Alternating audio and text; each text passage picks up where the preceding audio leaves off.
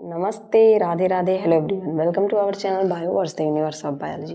तो जो आज मैं आपके साथ डिस्कस करने वाली हूँ वो आपके बीएससी 6th सेमेस्टर का जूलॉजी का पेपर सेकंड होने वाला है, उसका मॉडल पेपर कि किस तरीके से क्वेश्चन इसमें पूछे जाएंगे। ठीक है, थियरी बेस्ड क्वेश्चन है, short and long answer type के दोनों के क्वेश्चन हैं।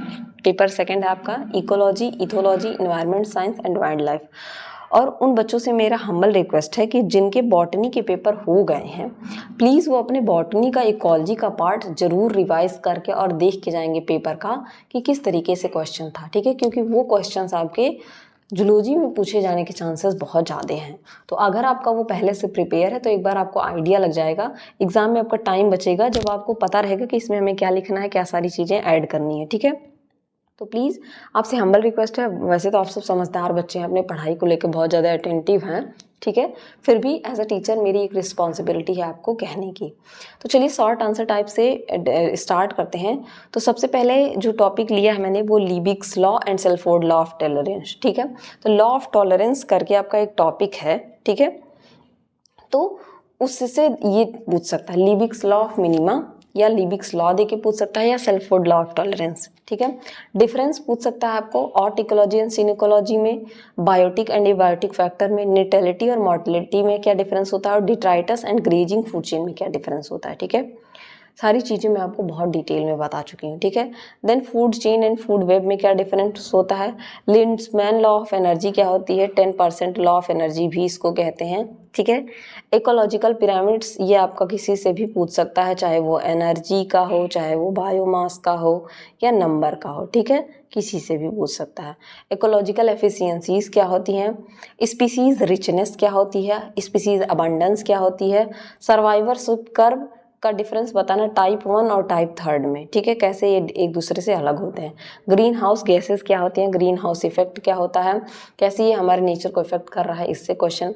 एसिड रेन क्या होता है, एसिड रेन में कौन कौन सी गैसेस ज़्यादा इंपॉर्टेंट होती हैं। ठीक है, जैसे SO2 सल्फर डाइऑक्साइड, तो इससे क्वेश्चन आपके ऑप्शनल में भी ज़्यादा बनते हैं। ठीक है, भोपाल गैस ट्रेजेडी क्या है, ये किस है, कैसे ये हुआ था।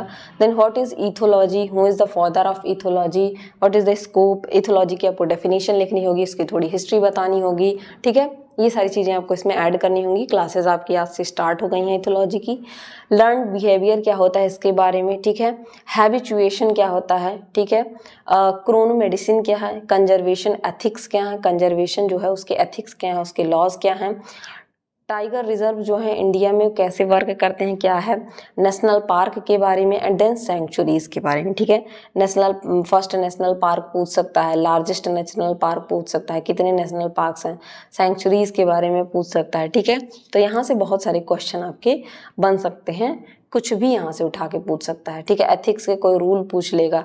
तो यहाँ से ऐसा नहीं है कि ये जो डायरेक्ट मैंने लिख दिया है, यहाँ से मैंने डायरेक्ट इसलिए लिखा कि इस टॉपिक को आप पढ़ लीजिएगा डिटेल डेप्थ में। चाहे यहाँ से शॉर्ट आंसर पूछे, चाहे 500 पूछे, 1000 पूछे, आपका ऐसा तैयार होना चाहिए कि आप हर तरीके क्वेश्चन को कर ले जाएं। ठीक है, अब लॉन्ग आंसर टाइप पे आते हैं। तो लॉन्ग आंसर टाइप का क्वेश्चन जो है क्या है, पहला क्वेश्चन है आपका describe exponential and logistic growth curve, आपके पॉपुलेशन इकोलॉजी का है।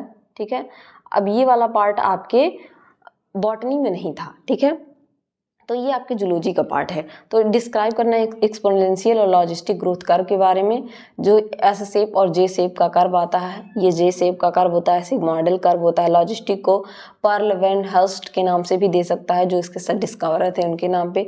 देन नेक्स्ट है बायोजियोकेमिकल साइकिल। बायोजियोकेमिकल साइकिल बताना है, वन एग्जाम्पल लेना है गैसियस साइकिल का। अब एक ही एग्जाम्पल ही है, कार्बन आपको पढ़ना है।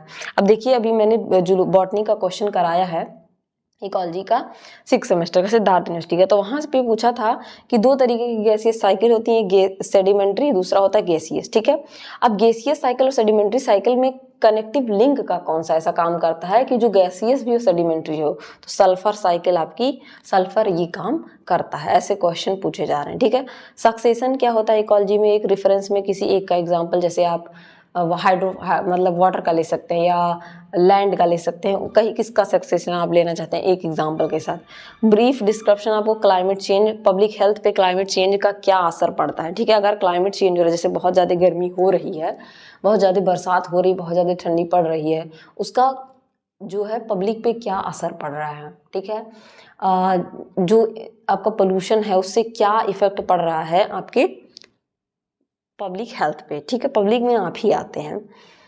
Give a brief description about biomedical wastage handling and disposal. अब हैंडलिंग एंड डिस्पोजल बायोमेडिकल का पूछ सकता है और कई सारे हैं, तो डिस्पोजल कैसे होता है उसके बारे में।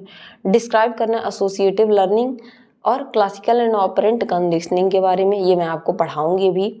डिस्क्राइब करना सर्केडियन रिदम, सर्केडियन में बायोलॉजिकल रिदम भी आप इसी में पढ़ेंगे, सर्केडियन रिदम में ही बायोलॉजिकल रिदम भी, बायोलॉजिकल क्लॉक के बारे में।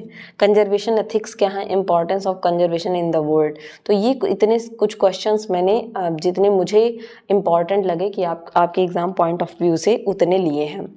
होपफुली जितने मैंने बताए अगर उतने क्वेश्चन भी आप अच्छे से कर सकते हैं, करके जाते हैं तो बहुत अच्छे से अच्छे नंबर आप गेन करेंगे, चाहे वो रिटन वाले में हो या फिर आपके ऑप्शनल में हो, ठीक है। तो ये कुछ टॉपिक्स थे जो मैंने लिए हैं, चलिए मैं एग्ज़ाम पॉइंट ऑफ व्यू से जो आपके लिए हेल्पफुल ज़रूर होंगे। Thank you everyone.